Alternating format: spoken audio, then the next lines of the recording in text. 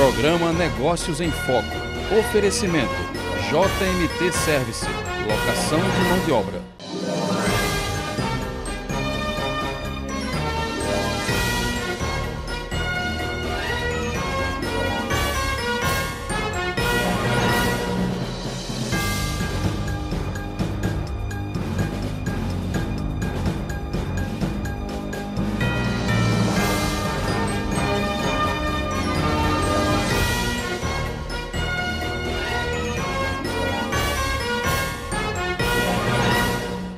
Olá, vamos iniciar mais uma edição do programa Negócios em Foco.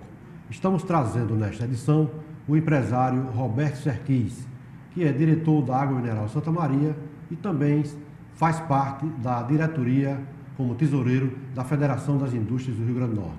Então, logo mais, teremos aqui Roberto Serquis.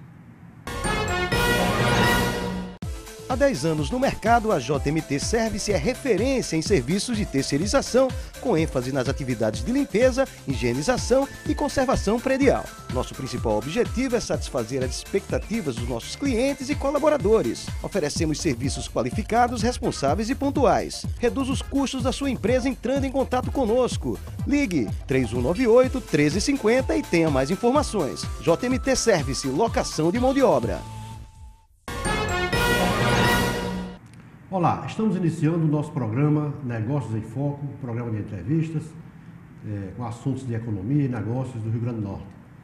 Desta feita, trazemos aqui o empresário Roberto Serquis, que é diretor da Água Mineral Santa Maria e também diretor da Federação das Indústrias do Rio Grande do Norte. Roberto vai nos falar sobre diversos assuntos ligados à economia, tanto nacional quanto à economia do nosso estado do Rio Grande do Norte. Roberto, seja muito bem-vindo ao nosso programa. Você, que é uma pessoa que tem um largo conhecimento sobre negócios e sobre a economia do Estado, você é uma pessoa que milita em negócios quase que desde criança, né? Primeiramente ao lado do seu pai, e esse tempo todo, acho que já mais de 30 anos que você está à frente dos negócios da família, numa empresa tão bem sucedida quanto é a Água Mineral Santa Maria, que é a marca, inclusive, mais lembrada pelos consumidores nesse segmento de água mineral. Roberto, nós estamos passando por um momento de muitas, digamos assim, dificuldades na economia de uma forma geral, talvez isso levado por desacertos de ordem econômica, mas também de ordem política. Eu queria que você nos desse aqui assim, a sua visão, o que é que você acha esse processo todo que o país está passando, se você acha que em que tempo a gente voltará a entrar nos trilhos, sobre essas medidas que estão sendo tomadas pelo governo nesse momento, com um certo enxugamento, mesmo que tímido, da máquina administrativa, mas por outro lado também com uma proposta de aumento de impostos, que é sempre querendo tirar de onde já não se pode tirar. Qual é a sua opinião, qual é a sua visão sobre esse momento que estamos passando em nível nacional? Marco, primeiro agradecer o convite, felicitar todos os telespectadores que estão nos ouvindo. Marcos, a situação hoje econômica do país, ela preocupa, né? Nós vivemos uma crise real, né? Eu até no primeiro momento, primeiro semestre, eu imaginei ser uma crise técnica, né? Enquanto as indústrias, as empresas estavam fazendo alguns ajustes, ou seja, trabalhando férias, criando algumas saídas, né? Sem que a gente sentisse ainda, né, os efeitos como nós estamos agora vivendo, quer dizer, efeitos onde há demissões, né? Há um índice real, um PIB que hoje bate o recorde, né? O recorde nos últimos 25 anos. Então, nós vivemos realmente uma crise de liquidez, sobretudo de liquidez, né? Há uma queda vertiginosa com relação a compras no mercado, também isso é sentido, e o governo se vê na necessidade de realizar realmente um ajuste fiscal, né?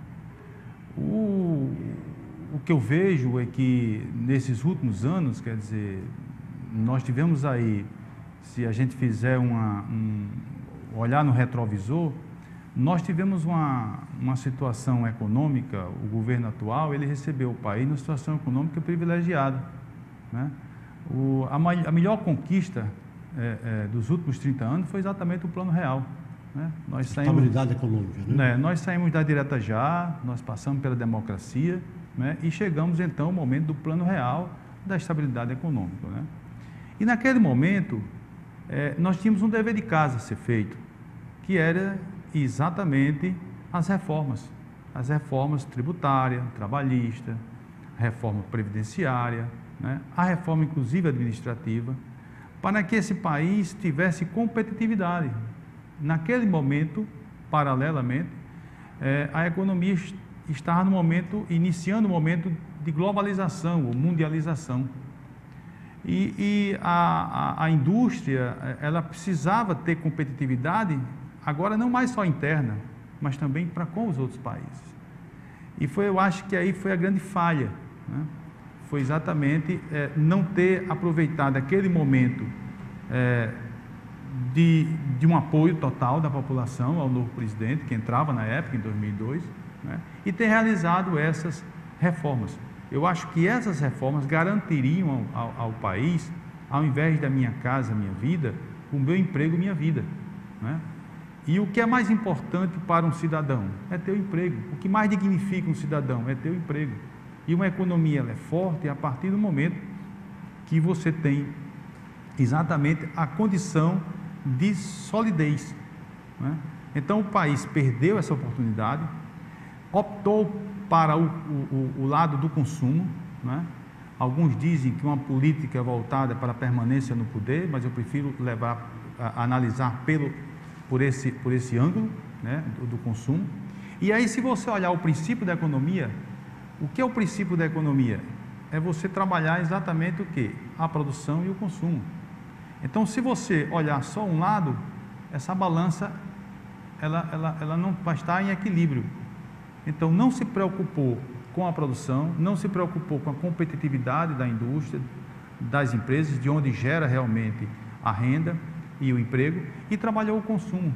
Então, ocorreu o desequilíbrio.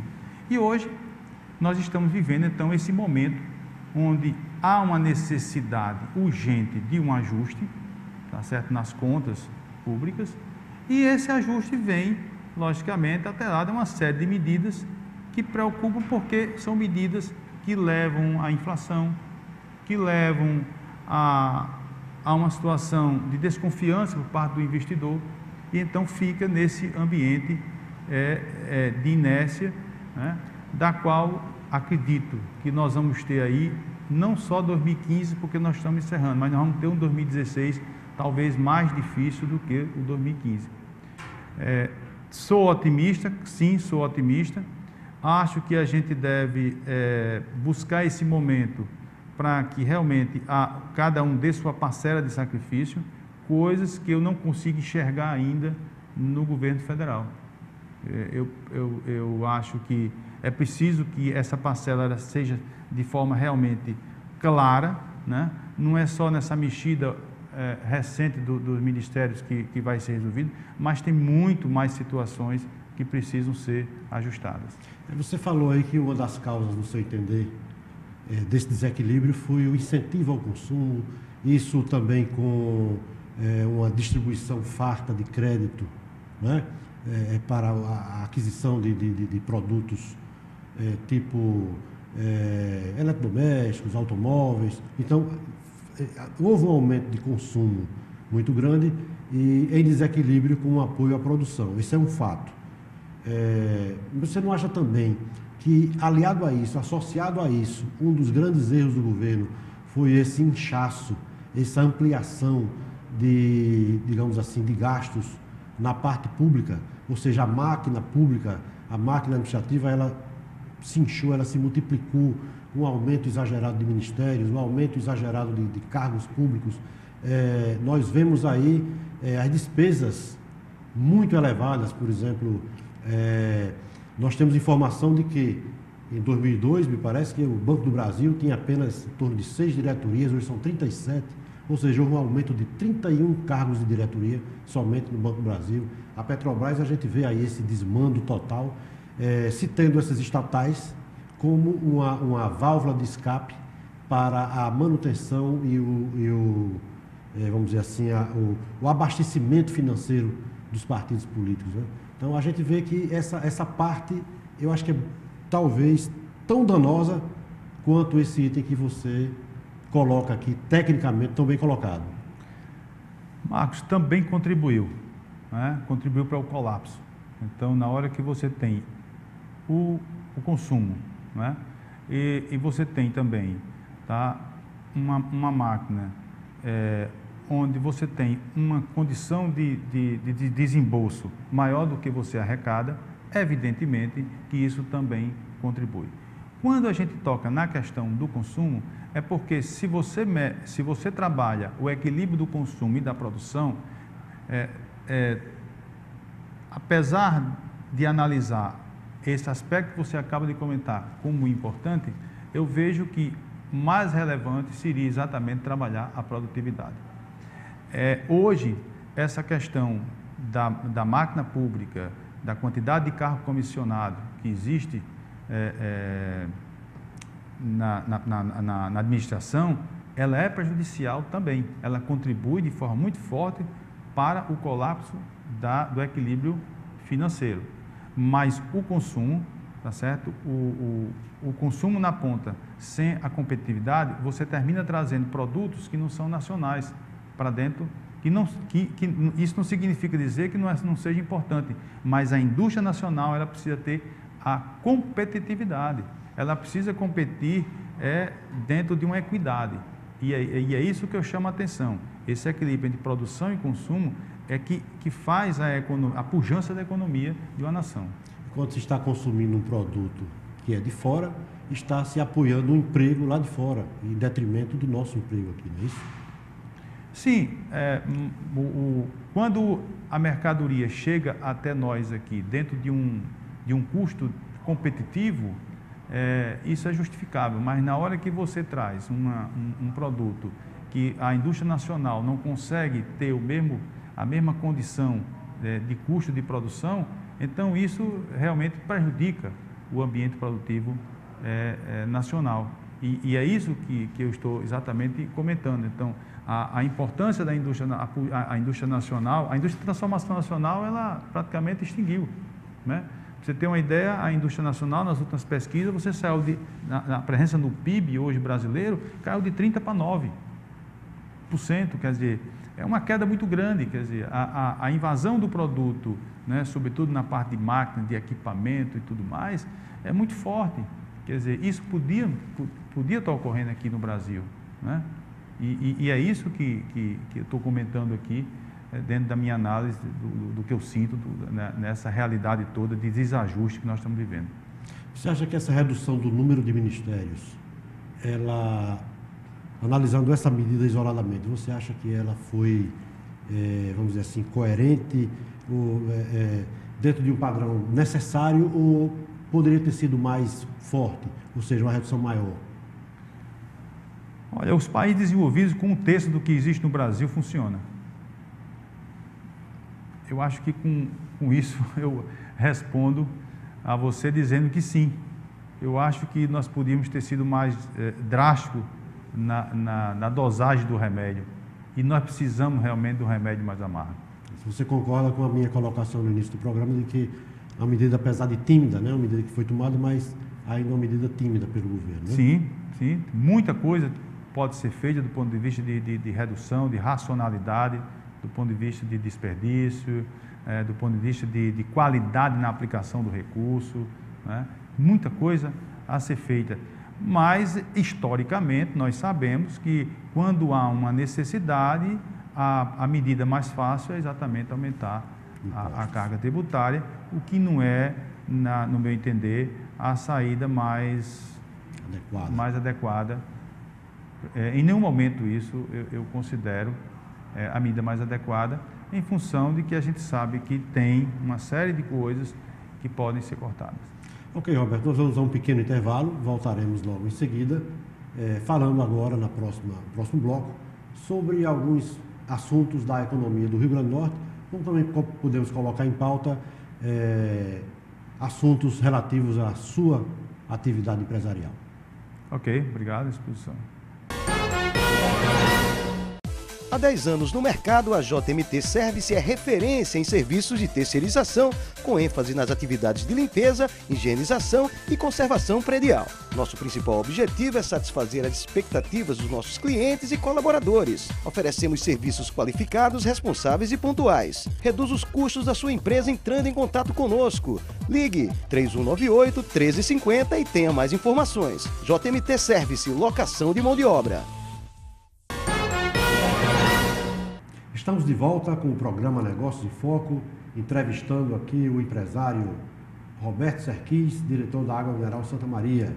Roberto também é um dos diretores da Federação do Comércio do Rio Grande do Norte. Aliás, da Federação das Indústrias do Rio Grande do Norte. Roberto, nós comentamos bastante no primeiro bloco sobre a situação econômica do país, a situação política do país, né? E queremos, nesse segundo bloco, privilegiar o nosso Rio Grande do Norte. O Rio Grande do Norte, muitos dizem que é um pequeno, rico estado, né? Pequeno, mas um rico estado. Alguém diz também que é um pobre, rico estado. Nós temos uma série digamos assim, de potencialidades no nosso Rio Grande do Norte, né? E estamos passando, nesse momento, por uma fase de muita expectativa de coisas boas para o nosso Rio Grande do Norte, tipo o hub da Latam, né? Esse aeroporto que foi projetado poderá ser o hub da Latam e poderá ser também o hub de outras empresas, como vai ser agora, já está certo, dos Correios, né? E nós temos grandes perspectivas em outras áreas, como a ampliação do porto e uma série de outras coisas. Eu queria que você desse assim, uma panorâmica na sua visão, quais são as coisas mais importantes que estão em perspectiva, em andamento, para a nossa esperança, né, de melhores dias. Marcos, o hub da Latam, eu acredito que hoje é o assunto do momento do ponto de vista de horizonte para o desenvolvimento do Estado. Eu diria que não é mais uma oportunidade, mas é a oportunidade do Rio Grande do Norte. E eu faço uma analogia, né? Se nos reportarmos à década de 80, né, nós tínhamos hoje uma via costeira, né, que seria hoje o nosso aeroporto, e os hotéis, que seria a chegada do hub da TAM. A via costeira é a via costeira em função de toda a rede hoteleira que foi ali construída, a infraestrutura que foi ali construída, e o nosso aeroporto, tá, que é um aeroporto novo, com toda uma característica técnica e uma condição econômica que dá toda digamos, um favoritismo na minha avaliação da chegada exatamente dessa central de cargas e passageiros aqui no nosso estado. Eu acho que será a oportunidade de desenvolvimento para o estado do Rio Grande do Norte. É evidente que tem outras situações, como o nosso se busca muito a questão do porto, né, da cabotagem no estado do Rio Grande do Norte, assim também como a questão da própria duplicação de Natal até Fortaleza, né? Então, tem outras opções, a própria zona de processamento, que daria um suporte muito grande à questão do hub da Latam, né? Ou até mesmo daria um grande suporte à própria funcionalidade do nosso aeroporto, né? Mas eu concentraria hoje e apostaria como mais importante hoje para o desenvolvimento do estado do Rio Grande do Norte, realmente, a conquista do hub da Latam. Muito bem, Roberto. E quanto ao nosso Rio Grande do Norte, no sentido de medidas econômicas, o estado também, como a nação, e todos os estados, os municípios, passam também por uma grande dificuldade. Alguns dizem que é hora da gente ajudar o Brasil, né? Fazer o nosso esforço. O empresário é sempre quem está, vamos dizer assim, dando essa sua contribuição, e a gente não vê o Estado. Quando eu falo o Estado, não é só o Estado do Rio Grande do Norte, o Estado de uma forma geral, inclusive a União, a gente não vê essa boa, digamos assim, disposição de fazer a sua parte, né? Nós temos agora no momento, estamos discutindo a questão de aumento no índice do ICMS. Esse é um assunto que vai estar sendo discutido nesses próximos dias na Assembleia Legislativa. Como é que você vê essa iniciativa do governo que, para equilibrar o orçamento de 2016, ele prevê mais um sacrifício para o contribuinte? Preocupa, aumento de tributo preocupa. A situação dos estados brasileiros, hoje, é uma situação, na maioria deles, de colapso. Né? Uma situação realmente onde se trabalha para se pagar a folha. Né? Se movimenta o movimento financeiro, ele mal dá para pagar a folha. Com a situação a nível federal, né, a situação dos estados tornou-se ainda mais difícil, porque antes você recorria à questão da verba federal. Né? Os parlamentares, eles tinham uma condição de colaborar muito mais com o Estado. E hoje essa condição difícil da União dificulta também o funcionamento a nível estadual. Então isso cai no colo, isso não é uma situação desse governo, mas cai no colo do governo, do governante atual, cai no colo do empresário e da sociedade. Né? O que eu vejo que, embora preocupe a questão tributária a nível estadual, né, eu vejo que é preciso um amplo diálogo entre o governo, a classe empresarial, a própria sociedade, para que se encontre um ponto de consenso. Ou seja, que se o aumento ocorra, mas que ele seja um aumento que tenha de imediato um espaço de tempo, ou seja, ele tenha um prazo, né? Mas que haja uma contrapartida, né, do próprio Estado, também na racionalidade da sua máquina, também na racionalidade do seu custeio, tá? E que haja o que tanto se clama aqui no Rio Grande do Norte e que está muito bem colocado lá num programa que foi proposto pela Federação da Indústria há um ano atrás, que foi exatamente um pacto, né? Ou seja, um pacto exatamente para que haja um pacto entre os poderes legislativo, né, executivo, o judiciário, você incluindo o Ministério Público, o próprio Tribunal de Contas, um pacto de quê? De que também se haja um compromisso e um sacrifício conjunto.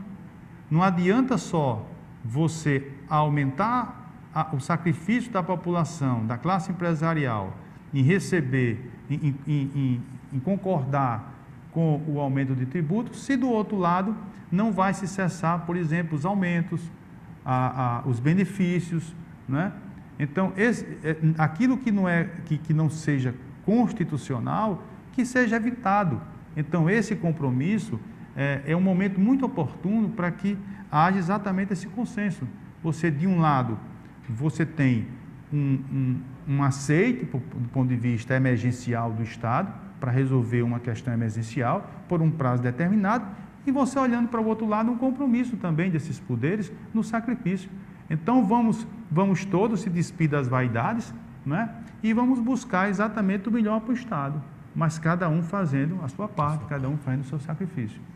Roberto, assim. Você também preside uma comissão dentro do âmbito da Federação de Comércio, que é a Comissão de Meio Ambiente, se não me engano a sigla é COEMA, é isso? COEMA. E fale um pouco da sua atuação, da atuação dessa comissão no Rio Grande do Norte em defesa e proteção ao meio ambiente. Essa foi uma iniciativa do presidente Amaro, dentro do projeto estratégico da Federação das Indústrias. Nós não só temos a comissão de microempresa, existe de meio ambiente, existe a comissão de microempresa, a de infraestrutura, a de energias renováveis, né? São comissões estratégicas que buscam exatamente o relacionamento. É um ambiente de perene diálogo, tá, com órgãos reguladores, tá certo? E com os setores econômicos que fazem parte da federação. E o que é que nós fizemos nesse primeiro ano? O que é que nós conseguimos, junto com todos os nossos conselheiros construir nesse primeiro ano. Nós tivemos lá a apresentação, a voz, né, do IDEMA, do IBAMA, que fazem parte da comissão, da SEMAR, do IGARNE, e vamos continuar, concluir esse ano ouvindo ainda a CEMURB e a SEARA.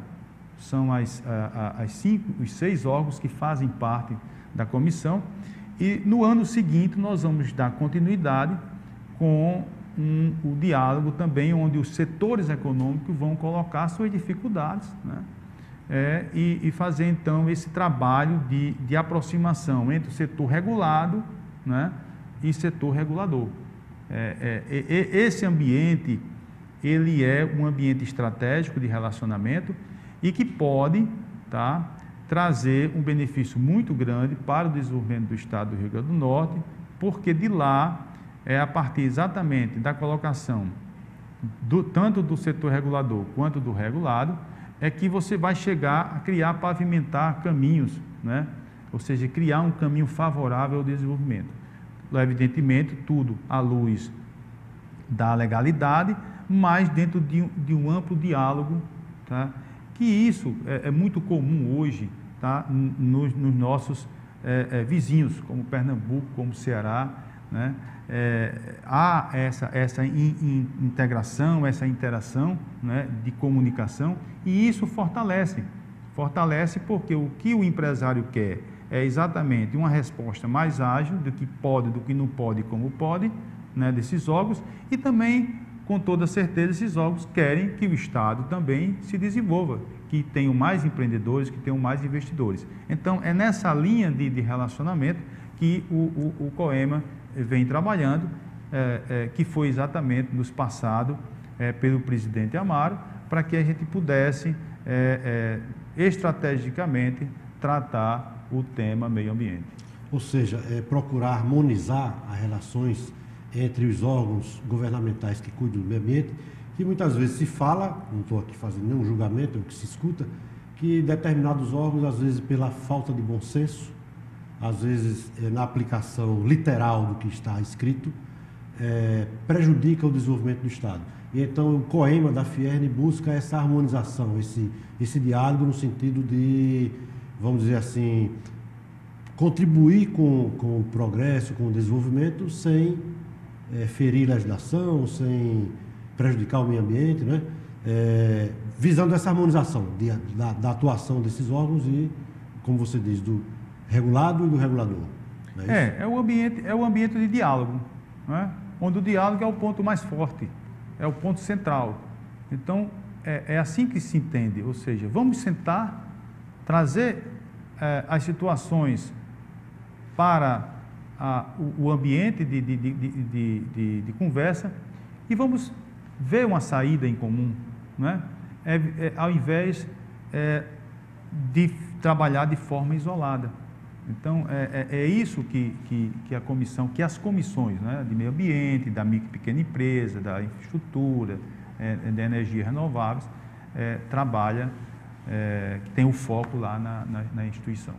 Roberto, nós estamos encerrando nossa entrevista e não tivemos tempo de falar da sua atuação como empresário, né, na sua empresa. Vai ficar para uma próxima oportunidade, porque nós discorremos aqui assuntos que se desenvolveram tão bem, como a economia do país, o momento político do país, como também a economia do Rio Grande do Norte, as perspectivas econômicas do Estado, e finalizamos aí com essa atuação do Conselho de Meio Ambiente, ligado à Federação das Indústrias. Sua participação, sua entrevista foi de grande valia, de grande proveito para todos os nossos telespectadores, e nós queremos agradecer, ficamos realmente muito gratificados com a sua presença aqui, colocando à sua disposição aqui os estúdios e as câmeras da TV para uma futura entrevista e podermos falar sobre outros assuntos. Obrigado, Marcos, sobretudo pela sua generosidade para comigo, né? E cumprimentar a todos que nos ouvem, a paciência, né, de ouvir nossas ponderações, nossas observações. Ok, muito obrigado.